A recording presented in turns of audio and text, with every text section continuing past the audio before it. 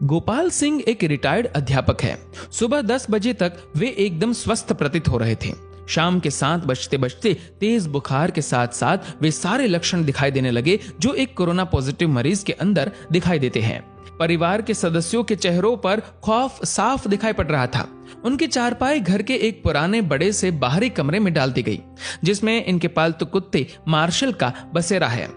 गोपाल जी कुछ साल पहले एक छोटा सा घायल पिल्ला सड़क से उठाकर लाए थे और अपने बच्चे की तरह उसे पाला और उसका नाम रख दिया मार्शल। इस कमरे में अब गोपाल जी, उनकी चारपाई और उनका प्यारा मार्शल है।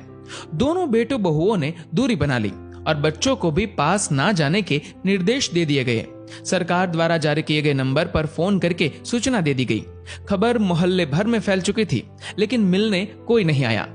साड़ी के पल्ले से मुंह लपेटे हुए, हाथ में छड़ी लिए पड़ोस की कोई एक बूढ़ी अम्मा आई और गोपाल जी की पत्नी से बोली, अरे कोई इसके पास दूर से खाना ही सरका दो, वे अस्पताल वाले तो इसे भूखा ही ले जाएंगे उठा के।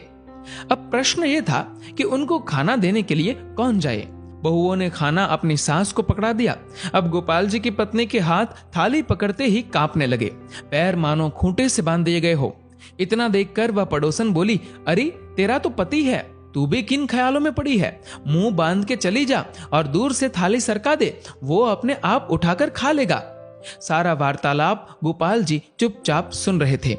उनकी आंखें नम थी और कांपते होठों से उन्होंने कहा कि कोई मेरे पास ना आए तो बेहतर है, मुझे भूख भी नहीं है। इसी बीच एम्बुलेंस आ जाती है और गोपाल जी को एम्बुलेंस में बैठने के लिए बोला जाता है। गोपाल जी घर के दरवाजे पर आकर एक बार पलटकर अपने घर की तरफ देखते हैं।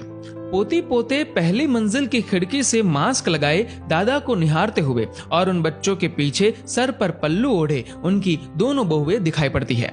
घर के दरवाजे से हटकर बरामदे पर दोनों बेटे काफी दूर अपनी मां के साथ खड़े थे।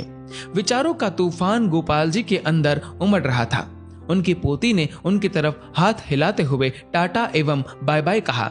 एक क्षण को उन्हें लगा कि जैसे जिंदगी ने अलविदा कह दिया हो। गोपाल जी की आंखें लबलबा उठी। उन्होंने झुककर अपने घर की दहलीज को चूमा और एम्बुलेंस में जाकर बैठ गए। उनकी पत्नी ने तुरंत पानी से भरी बाल्टी घर की उस दहलीज पर डाल दी जिसको गोपाल जी चूमकर एम्बुलेंस में बैठे थे।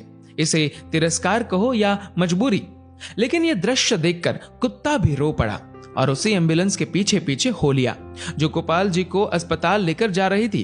गोपाल जी अस्पताल में 14 दिनों के ऑब्जर्वेशन पीरियड में रहे। दोबारा टेस्ट किया गया तो उनकी रिपोर्ट सामान्य थी। उन्हें पूर्णतः स्वस्थ घोषित करके छुट्टी दे दी गई।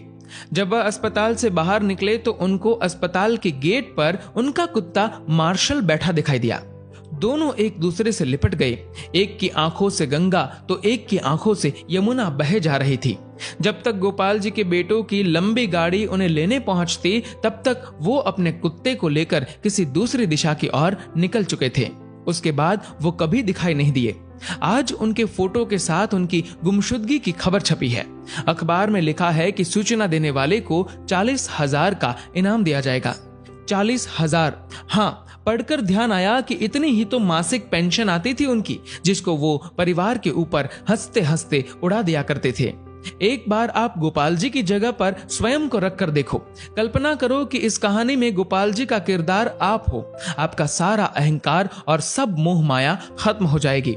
हे कोरोना, तू पूरी दुनिया में मौत का तांडव कर रहा है, पर सचमुच में तूने जीवन का सार समझा दिया है। तेरे लिए अमीर गरीब, छोटा बड़ा, स्त्री पुरुष, राजा रंक, कोई भेदभाव नहीं, सब एक समान है। इसीलिए मैं आपसे निवेदन करता हूँ कि कुछ पुण्य कर्म कर लिया कीजिए। जीवन में कुछ नहीं है, कोई अपना नहीं है। जब तक स्वार्थ है तभी तक आपके सब है। जीवन एक सफर है, मौत उसकी मंजिल है। मोक्ष का द्वार कर्म है, यही सत्य है। दोस्तों, इस वीडियो को लेकर आपकी क्या राय है नीचे कमेंट करके जरूर बताइएगा। और अगर आपको ये वीडियो अच्छा लगा तो इस वीडियो को लाइक करिएगा, शेयर करिएगा ज्यादा से ज्यादा लोगों तक। और ऐसे ही और भी इंस्पिरेशनल वीडियोस के लिए सब्सक्राइब करें हमारे यूट्यूब चैनल को और फेसबुक पर फॉलो करें हमारे पेज को। धन्यवाद।